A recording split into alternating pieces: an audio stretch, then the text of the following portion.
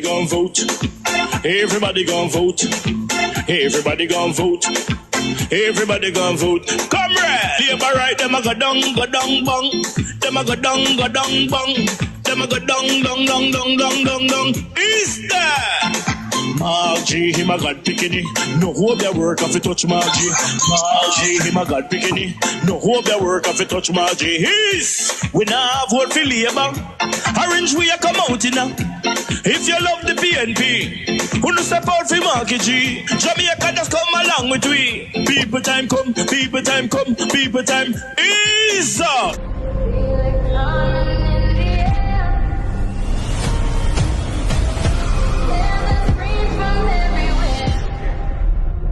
Only thing that's on my mind is who's gonna run this town tonight.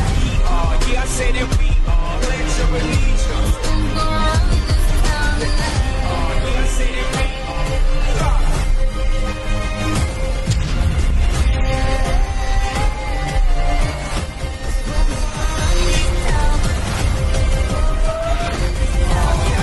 We gonna run this town.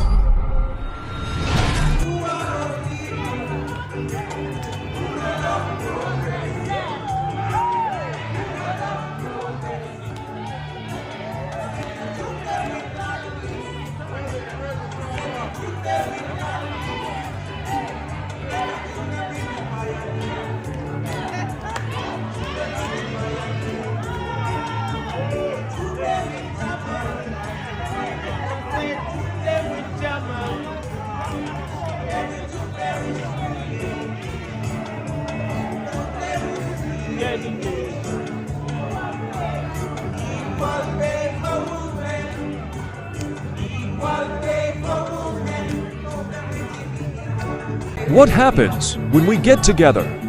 Love Nuff Love from Mr. Mark Golding, the next Prime Minister of Jamaica. Fantastic time at the Westin Toronto, November 1st, 2024.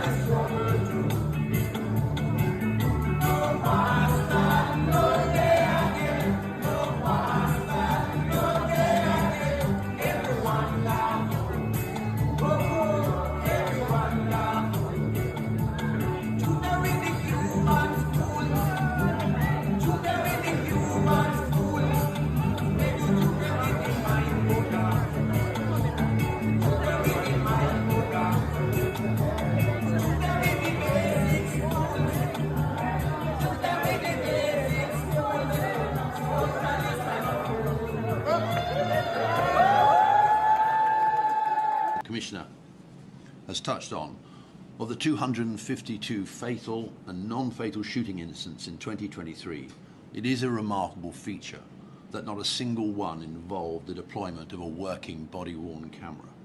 One camera was deployed in a fatal shooting incident, but the officer failed to turn it on, and that matter, as has been stated, was reported to the Commissioner and the JCF.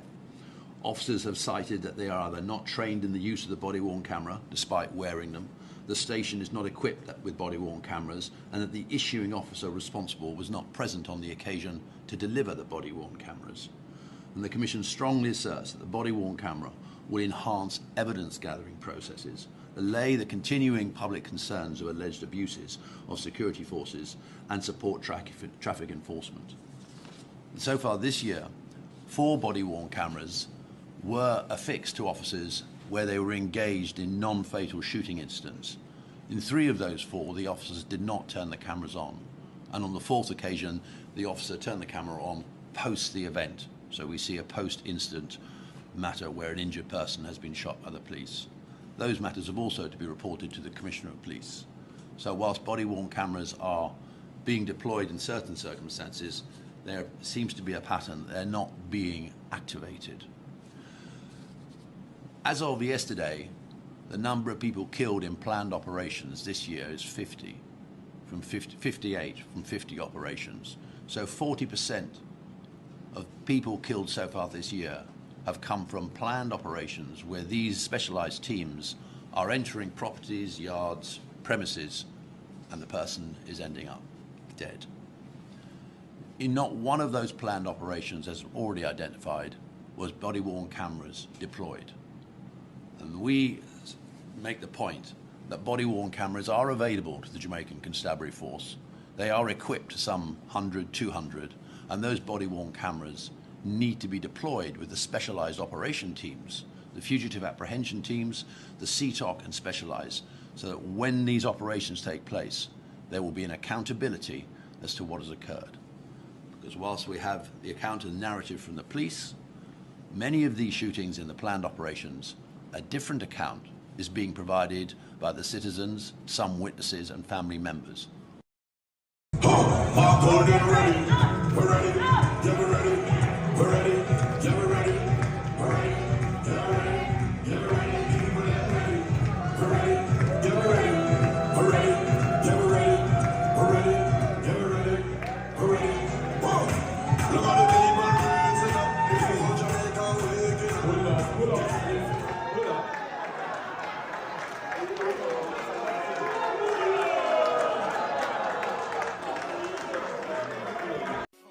Going back to the PetroJam transaction, Minister, this budget, the supplementary budget, is approving a loan of $5 billion to PetroJam.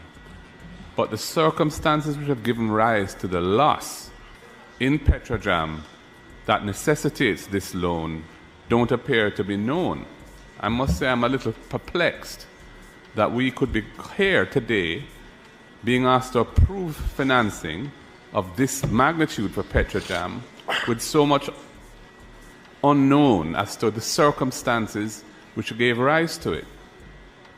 For example, what we're told in this report is that PetroJam had taken it on itself to build up inventories to about 1 million barrels of oil as a precautionary measure at the onset of the war in Ukraine. And they did that at the top of the market at $120 a barrel.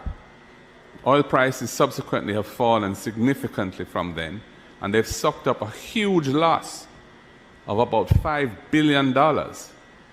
I'd like to know who they bought that oil from, and I'd like to know who approved that transaction, which is outside the ordinary course of business. Because for them to take such a huge pricing exposure on inventory, it's a massive bet at the expense of taxpayers. $5 billion. It's a loan to cover a loss, and it's a loan which, if that loss wasn't made, would have probably resulted in distributions that would have gone into the consolidated fund in due course instead of a loan. So it is a major issue, and what the report is saying is that the private sector lenders, i.e. the banking system and the capital market, was reluctant to continue supporting PetroJam because of the impairment in their accounts due to this massive loss. So this is a transaction that needs to be scrutinized extremely carefully.